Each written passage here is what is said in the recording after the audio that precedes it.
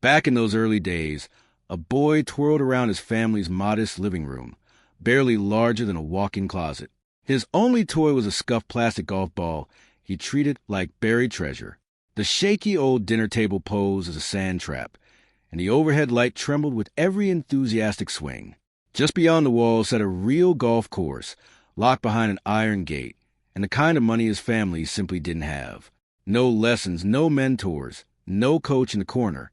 Just a kid with an unshakable dream that someday he would rise to the very top of the world.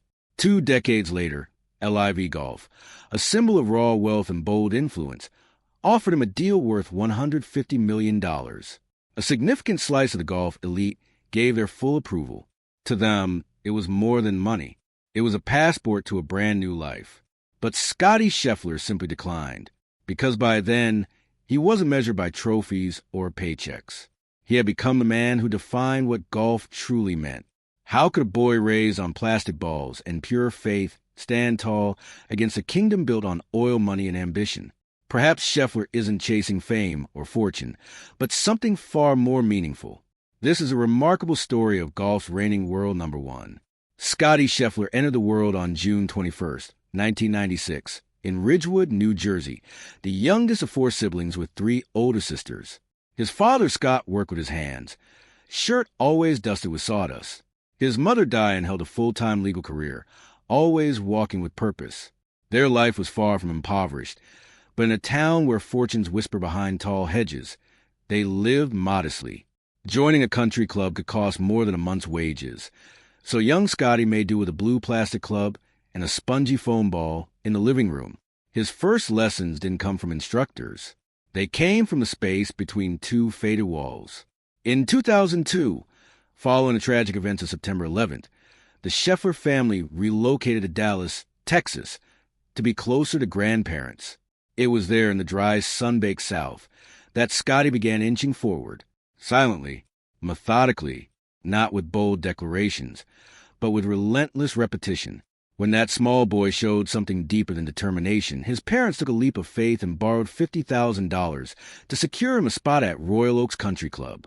No one knew if it was the right call, but they trusted those skinny fingers gripping the club. They trusted those focused eyes locked on every shot. Between 2004 and 2010, Scottie won over 90 of 136 tournaments on the Northern Texas PGA Junior Tour, a record most people missed until he started doing the same thing on bigger stages.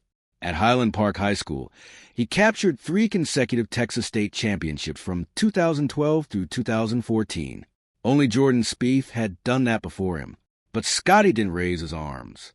He picked up his ball, walked off the green, and went straight back to practice range. In 2014, Scheffler earned a full athletic scholarship to the University of Texas, one of the proudest golf programs in the country. He didn't arrive like a superstar. He arrived like someone who had been quietly preparing his whole life.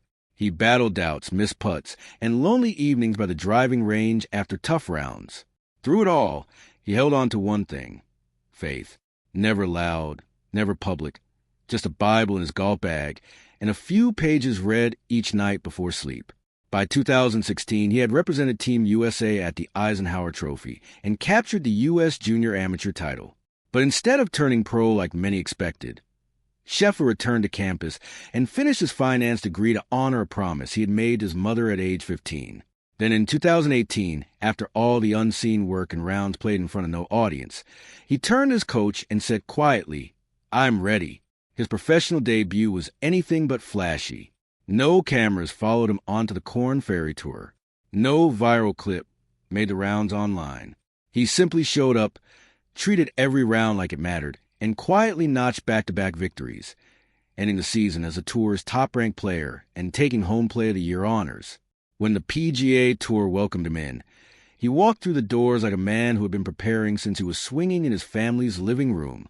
The defining moment, however, didn't come with a scorecard. It came with silence. Sunday morning, Augusta, April 2022, hours before the final round of the Masters, Scheffler sat alone in his hotel room, head bowed, tears sliding down his face, not from pressure of the leaderboard, but from a quiet, deeply human fear. What if I'm not enough? That afternoon, He slipped on the green jacket, standing on the winner's stage with the calm stillness of a man who had faced something far deeper than sport. No one had seen the storm. But after that morning, every shot he took carried a new kind of quiet power. LIV Golf came calling soon after, dangling $150 million and the promise of legacy. He declined without ceremony. No press release, no public statement. He simply returned to Dallas, to the range, to the same routine he had always kept. His golf career was not something he was willing to auction off. In 2023, he claimed the Players' Championship and finished the season as world number 1 without a hint of drama. Then came 2024, a stretch of dominance that earned its own chapter in PGA Tour history. He captured the Players' Championship again, the Masters RBC Heritage, the Memorial, the Travelers' Championship, and the Tour Championship. He ended that season with over $29 million in earnings, the single most lucrative year in PGA Tour history. And yet he still showed up in his old 2012 GMC Yukon, wore the same plain sunglasses, and carried his University of Texas golf bag like it was the most natural thing in the world. At the 2024 Paris Olympics, he closed out the final round with clinical precision at Le Golf National and secured the gold medal. No fist pump, no theatrical celebration, just a quiet tip of the cap and a humble bow, like stepping out of a sanctuary. The strangest chapter in his story came not on a leaderboard but on a Louisville sidewalk.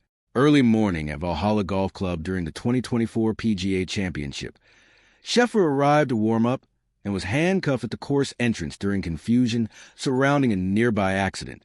Photos of the world's top-ranked golfer in his warm-up gear with his wrists bound hit national media within 20 minutes.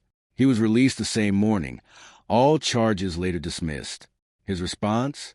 No outrage, no lawyer-drafted statement, no social media post. He returned to Valhalla, warmed up, and shot 5 under. On the very first hole, he made birdie. Faint marks from the cuffs were still visible on his wrists. Off the course, Scheffler lives in a modest Dallas home close to his church and his closest friends. He still drives the same Yukon his father gave him in college. Security at TPC Sawgrass once stopped him at the entrance, unsure he belonged. He handed over his badge without a word and drove through.